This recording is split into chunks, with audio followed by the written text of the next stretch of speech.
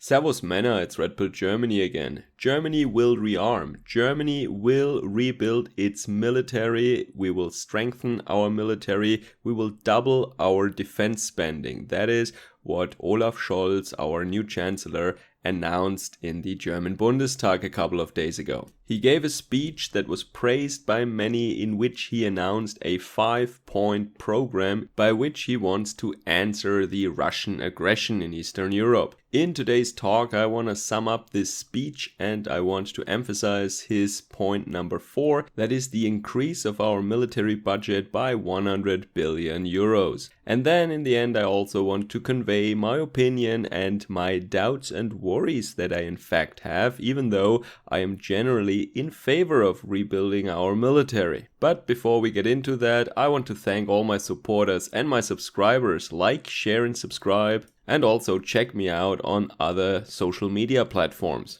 If you like my content and you want to see more of that, you can support me via Patreon or Subscribestar. The links are in the description down below. Alright, so let's go over the speech of our glorious Chancellor. So he gave that speech in the German Reichstag on February the 27th. And as I said, he had 5 points that he wants to implement in order to counter Vladimir Putin's aggression. But first he said that this world is a new world now. We are no longer in the same world as before the Russian attack, which is rather interesting, I think, since we have seen many attacks on many different countries in recent decades, but this is apparently changing and transforming our world, so the old rules are no longer valid, which really ties in nicely with his statements that there are no red lines for him anymore. He made that statement in the context of the China bug, but still, let's remember that, no red lines. So the first point that he wants to see implemented is of course straightforward, and I talked about this before.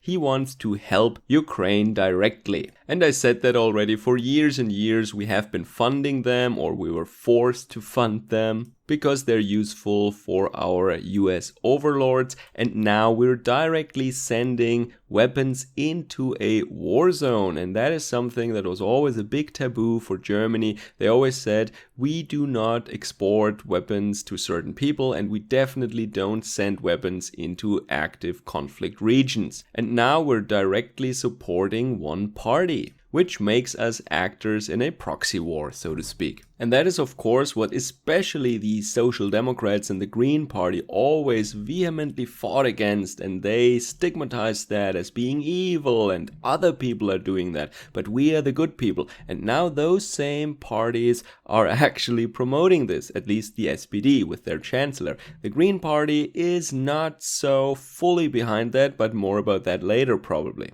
Okay, so the first point is pretty clear. The second point is that they want to get Putin away from this warpath. And that is of course implemented by all these sanctions, all these companies that are no longer doing business with Russia, that we do not commission Nord Stream 2, for example, and also that we are excluding them from the SWIFT program. All these sanctions are intended to create pressure for the oligarchs and for the elites of Russia and Putin himself, of course, so that they would stop this aggressive behavior. And he makes a very important distinction, Olaf Scholz, that is. He says that these sanctions and programs are targeting the rulers of Russia, not the Russian people, of course. No. None of these sanctions should ever touch the Russian people. God forbid. Because the friendship between the Russian people and the German people is, of course, of paramount importance. So it has nothing to do with the Russian people. Just the rich and powerful Russians, not the people. Understood? Point number 3 is that this war or this crisis is contained to the area where it is at the moment, and it should not expand to other European countries or NATO partners. And that is why Germany will strengthen the presence in other eastern neighbor states, and we should really uphold our end of the bargain when it comes to European defense cooperation and NATO engagement and so on and so forth. He mentions a couple of hundred of soldiers that are stationed in the Baltics at the moment. Yeah, so that point is probably the least important point actually. But point number 4 was really a shocker for many, and he announced that we need just more material. We need a bigger army and a more powerful army. We need the newest helicopters, more tanks, and also we need really overpriced American fighter planes now. So the current budget of our troops at the moment is round about $50 billion. And he wants to increase that by 100 billion or to 100 billion. Well, he didn't really specify. He said that a special fund should be created, a special fund of 100 billion euros, and that should be used in the coming years to increase the military capabilities of our army, and he meant specifically machinery and equipment, weapon systems. And by that, we would automatically hit that NATO target of 2% of GDP. Which, and I have to add that now, Trump always said that we are violating that contract or treaty, which it never was. It is a goal. So that means NATO countries should aim at that. And in the agreement, it said that I think by 2024 or something, it should be met. It never said that it should already be met in 2020 or 21 or something. It was in the future, but be that as it may, as I said, this is a stupid point for me to make because I am in favor of more military spending anyway for Germans, in principle at least. But since Trump was repeating this half-truth over and over again, I just felt I have to say it again.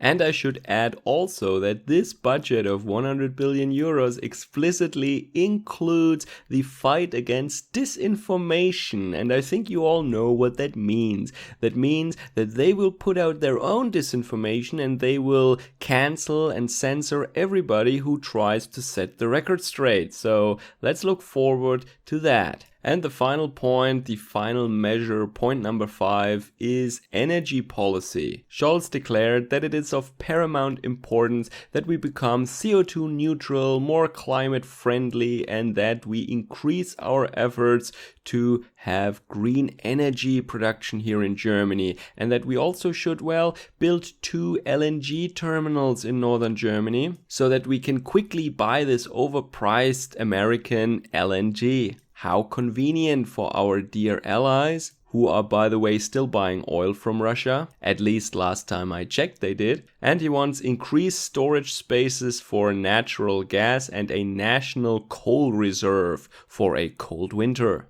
He said nothing about nuclear power though. Strange, huh?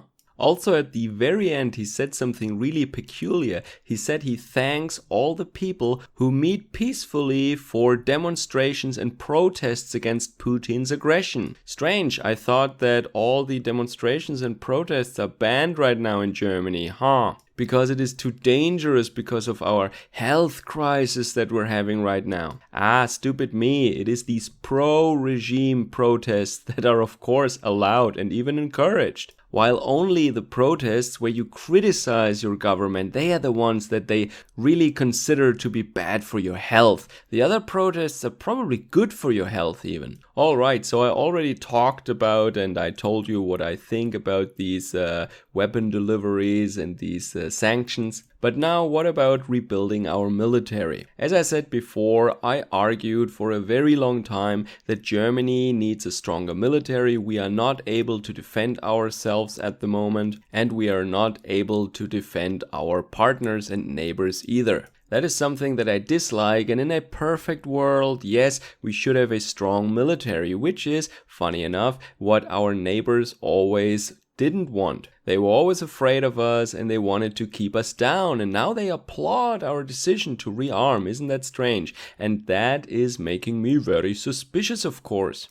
During the Cold War, Germany was seen as cannon fodder, as a buffer zone for our dear American friends. In fact, they protected us so fiercely that their plan said that Germany should be incinerated in the first couple of minutes should the Russians attack. That's how safe we felt under their protection. And then, beginning with former Yugoslavia and then all the other exotic countries and places, our army was restructured from a Cold War national defense kind of army to a company of mercenaries that was being deployed globally wherever they needed us next. And of course, we were not used as frontline soldiers. We were kind of the team that was tidying up or sweeping the floor after they were done with all the things they dropped. So we were good enough to build hospitals and schools and do some basic peacekeeping tasks and so on and so forth. And of course, even though that has nothing really to do with our military directly, Germany was always good enough to host all these irregular travelers that all these military actions produced everywhere. And of course, we are still doing this until this day. And it goes without saying that the ability to perform this classical role of a continental German military to defend your country, to defend the homeland, that suffered from the role our military had to play as this global reaction force or global mercenary force that was always deployed in very small units here and there in all these different crisis regions. So now the focus shifts back to Europe. It shifts especially to Eastern, Central and Eastern Europe. And now we need a new kind of army, an army that fulfills more these classical roles in modern mass confrontations. So as I said, in an ideal world, I would be totally in favor of that, and part of me even is. But I know that this is what the globalists want. They obviously have some kind of role assigned for us, a role that I'm sure will be very expensive and very dangerous for us, and it will not serve our interests. What I would like to see is that Germany rebuilds its military, yes, but that we use that military to our defense and we organize our defense together with our European neighbors. That is what I would like to see, but I think what we're getting instead is that we will be just a bigger tool for our dear American friends, and we will be completely under their control still. So Germany will be another enforcer of globalist elites, and I would be very surprised if this larger, more powerful German military would actually do what they say it is being used for right now, and that is, as I said, defending our neighbors, defending Europe, defending our borders. I don't think it will be used for that whatsoever. And I also think that this money will not be used effectively. That is another point. Germany has a horrible track record of investing into its military. It is very inefficient. The last secretaries of defense, they made sure that all that money that we spend on our military, 50 billion a year, is not, it is not as much as we could, but it is also not nothing. But this money did not make it to the troops that desperately needed better and more equipment, but it was vanishing in some really, really dark channels. It was going to consultancy firms and to a really, really big bureaucratic apparatus, or into a freaking sailing ship. Not a yacht, not a boat, no, a sailing ship. It is the Gorch Fock, look it up. It was 135 million euros to repair the ship or refurnish it, and this is a school ship. It is a training ship, and that costs that much. It is crazy that we're doing this while our soldiers on the ground don't even, in some cases, have warm clothes when they're deployed in the Baltics. So the only people who really got that money was Boston Consulting and McKinsey in the end, I think. There were even investigations of the criminal sort about that, but Ursula von der Leyen now is no longer Secretary of Defense. No, she is the head of the EU Commission now, of course. Of course, I hope I am at least partially wrong about that, but I think it will lead into a very dangerous direction, not because I don't want a big German military. Once again, I technically want that, but I think that the leadership that we have and the powers that actually control us, they are not to be trusted, they are dangerous, and they're just getting more powerful tools also in Germany and in Europe now. Alright, let me know what you think about that in the comments down below, and of course I will revisit this topic if something else comes to light, or if I have new thoughts on the topic. Take care, Servus, Kameraden.